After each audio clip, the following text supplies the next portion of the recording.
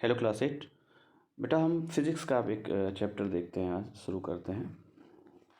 Force and pressures, ये दो terminologies हैं जो इसके बारे में आपको बहुत अच्छे से समझना, मतलब इन दोनों का मीनिंग समझना और फिर इन दोनों के applications we will study in this chapter. Okay, तो पहले लाइन बाय लाइन चलते हैं। फोर्स का मतलब आप ऐसे नॉर्मली आप एक ये समझो कि फोर्स एक कॉज होता है, ठीक है ना। पुश या पुल इसको बोलते हैं, पुश या पुल, ठीक है ना।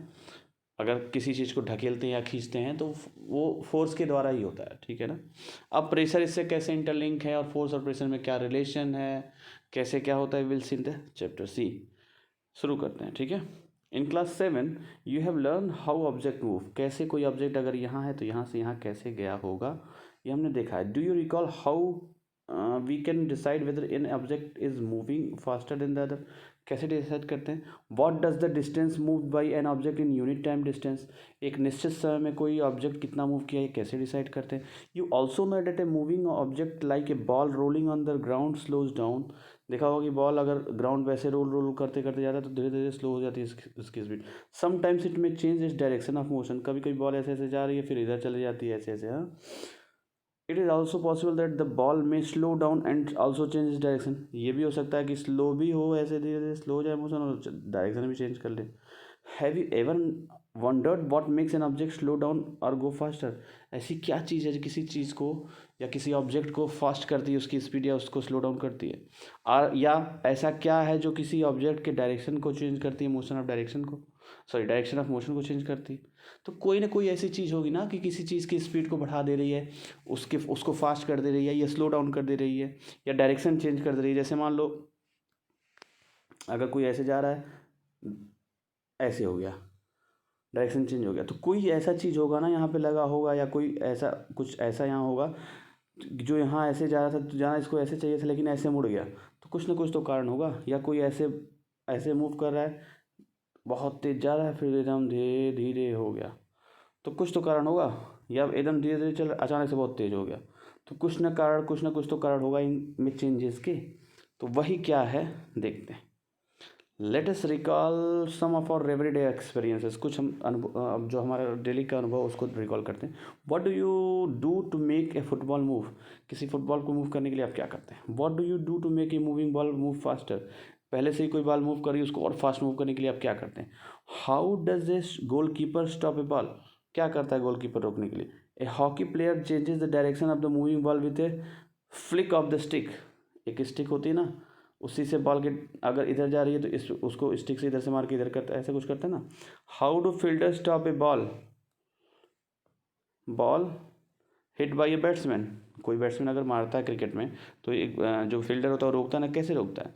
इन all this situation the ball is either made to move faster, या तो उनको फास्टर मूव किया जाता है या स्लोअर, या उसका डायरेक्शन चेंज किया जाता है। We often say that a force has been applied on a ball when it is kicked, हम बोलते हैं कि अगर बॉल ऐसे फुटबॉल रखा है उस पर किक मारा जा रहा है तो यानी कि उस पर फोर्स अप्लाई किया जा रहा है।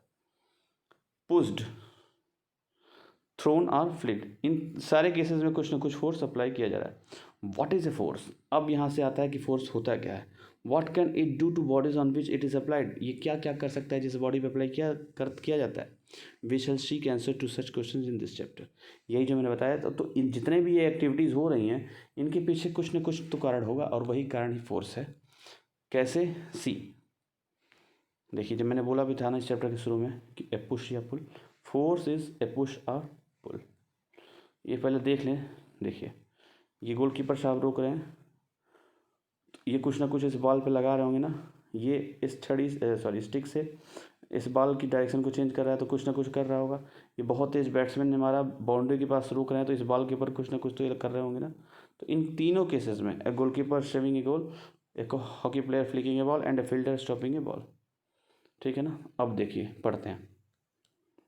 एक्शंस लाइक पिकिंग, पिक करना, ओपनिंग खोलना, शटिंग बंद करना, किक करना, हिटिंग लिफ्टिंग उठाना, फ्लिकिंग पुशिंग ढकेलना, पुलिंग खींचना और often use to describe certain task, इनसे कुछ ना कुछ टास्क हमारा टारगेट होता है। Each of these actions usually result in some kind of change in the state of motion of an object, ये जितने भी थे ये क्या करते हैं, स्टेट ऑफ मोशन को चेंज करते हैं। या तो वो रेस्ट में है तो बहुत तेज़ कर देंगे, या धीरे धीरे मूव कर तेज़ कर रहे हैं कर देंगे, बहुत तेज़ मूव कर रहा है तो उसको धीरे कर देंगे, या कोई चीज़ अगर इस डायरेक्शन में जा रही है तो उसका डायरेक्शन चेंज कर देंगे। तो ये चीज़ें ये करती हैं जो ऊपर हमने डिस्कस किया, ठीक है। Can these terms replaced with one और मोर टर्म्स, इन सारे को कोई क्यों न करके किसी एक टर्म में स्पेसिफाई कर दिया जाए, इतना नाम लेने के बजाय, ठीक है ना। तो हुआ क्या देखो, अच्छा ओके, ये एक्टिविटी दी गई है, देखें एक बार इसको, ठीक है। हाँ, table 11.1, this one gives some example of familiar situation involving motion of objects. You can add more such situation or replace those given here. Try to identify action involved in each case. कौन सा action किस में involve है, as a push or a pull, and record your observation. One example had been, अच्छा एक example दिया गया, देखिए। Moving a ball placed on a table, किसी टेबल पे एक बॉल रखी गई है, ठीक है ना। तो हाँ, किसी टेबल पे एक बॉल रखी गई है। अब इसको क्या क्या किया जा रहा है, देखो, पुश किया जा रहा है, पुल किया जा रहा है, क्या क्या किया जा सकता है, क्या क्या किया जा सकता है, पुश पुल लिफ्ट, ठीक है ना। इसमें से छांटना है, इन एक्शन में से सिलेक्ट करना है और भरना है, पुश पुल लिफ्ट। अब action can be grouped as, अब इनमें से पुश जब करेंगे, सॉरी, पुशिंग में पुश होगा, पुलिंग में पुल होगा, ठीक है, लिफ्टिंग में भी इसी तरह का कुछ एक्शन होगा। तो ऐसे क्लासीफाई करना आपको। ओपनिंग और शटिंग ऑफ ए डोर, इसमें केवल पुश और पुल हो जाएगा, है ना, बात समझ में आ रही ना। तो इस तरह से आपको एक टेबल भरना है, कॉमन सेंस लगा के। अगर कोई डाउट हो तो पूछिएगा। Do you notice that each of the actions can be grouped as a pull or a push और बोथ, या तो पुश होगा या तो पुल होगा या तो बोथ होगा। Can we infer from this that to move an object it has to be pushed और पुल्ड। इस सब में से निष्कर्ष यही निकलेगा आपका कि पुश करेंगे या पुल करेंगे, जो ऊपर हमारा टेबल है, ठीक है ना। In science a push or a pull on an object is called a force. इसी टेबल से हम निष्कर्ष निकालिए कि पुश या पुल होगा, अगर कोई मूवमेंट है तो उसको ग्रुप दो तरीके से ग्रुप किया जा सकता है, या तो पुश या तो पुल, या तो पुश या तो पुल। और साइंस के टर्मिनोलॉजी में इसी पुल या पुल को क्या बोलते हैं, force. Thus we can say that the motion imported to object was due to the action of force. किसी चीज़ में अगर मोशन हो रहा है तो it is due to force. when does a force come into play, let us find out। कब force अपना रोल प्ले करता है, वी विल सी। देखिए, forces are due to an interaction से होता है, अभी बताता हूँ मैं कैसे। अच्छा, ये क्या कर रही है, एक बार इन्हें भी देख लें। हाँ, I learn in class 6 that a magnet attracts a piece of iron towards it. Is attraction also a pull. हाँ बिल्कुल, अट्रैक्शन भी एक पुल है। What about repulsion between similar poles of two magnets, is it a push or pull, पुल या push, ये push होगा, दोनों एक दूसरे को पुश करते हैं। अगर सेम पोल है किसी मैग्नेट का, अगर जैसे मैग्नेट में दो पोल होता है, नॉर्थ और साउथ, तो अगर दूसरा मैग्नेट है, यहाँ नॉर्थ अगर होगा और यहाँ साउथ होगा, तब तो दोनों अट्रैक्ट करेंगे। लेकिन यहाँ साउथ है, यहाँ भी साउथ हो गया इधर वाले टर्म पे, तो दोनों रिपेल करेंगे, पुश करेंगे एक दूसरे को ना। तो यही चीज़ है। तो अट्रैक्शन ये भी एक तरह का फोर्स ही है, ठीक है ना। अब आगे देखते हैं,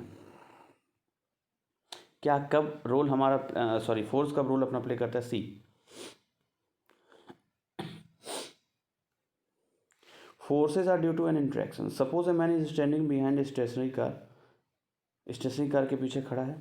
will the car move due to his presence, उसके प्रेजेंस से कार मूव करेगी क्या। Suppose the man now begins to push the car, ढकेलना शुरू करता है, that is he applies the force on it, ठीक है। The car may begin to move in the direction of the applied force, ऐसे। हाँ, note that the man has to push the car to make it move, इसको धक्का दे रहा है इसको move कराने के लिए। अब फोर्स का रोल कहाँ कहाँ है ये हमें देखना है बेटा, ठीक है ना। ए मैन स्टैंडिंग, ऐसे ही खड़ा था नॉर्मली बिहाइंड कार, अब इस केस में वो धक्का दे रहा है मोशन कराने के लिए, ठीक है ना। आगे देखते हैं, ये हु इज पुशिंग होम।